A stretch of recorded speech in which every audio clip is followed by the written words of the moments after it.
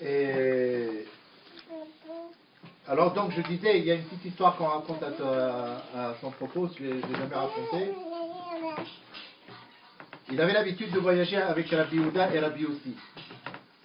Et on dit que Rabbi Meir, lui, il avait un truc en plus. C'était quoi ce truc? C'est qu'à travers le nom des gens, il savait tout de suite si la personne elle était douteuse ou si on pouvait lui faire confiance. Pas ton frère. Comment? Les fromages, ça va faire. Alors un jour, ils étaient en voyage. Donc un jour, ils étaient en voyage. Et c'était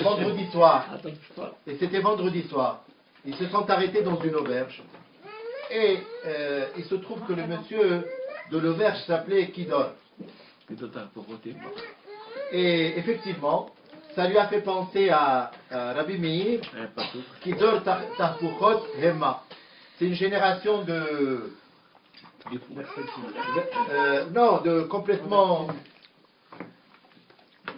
détourné, on va dire.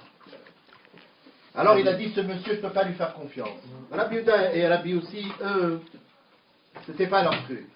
Ils avaient bien sûr, ils sortaient pour ramasser de l'argent pour les yeshivot, et ils avaient chacun sa bourse. Qu'est-ce qu'ils ont fait? Tous les deux, ils lui ont confié la bourse. Rabbi Meir, qu'est-ce qu'il a fait? Il n'a rien donné. Il est allé, il l'a mise dans le... Il n'y avait pas loin le kever des parents de ceux qui dorment. Il était là-bas, il l'a mis à côté. Il a dit, là, jamais ce monsieur viendra chercher. C'est la tombe de ses parents. Il ne va pas venir chercher. Il a mis là enfoui à côté.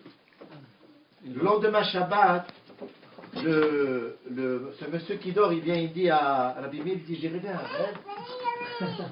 Les parents sont venus, lui sont venus dans le rêve, et ils lui ont dit, tu sais, il y a de l'argent dans la tombe, va le prendre. Il raconte ça à Rabbi Meir. Alors Rabbi Meir lui dit, écoute, c'est fou, tu crois à des trucs comme ça, qu'est-ce que tu...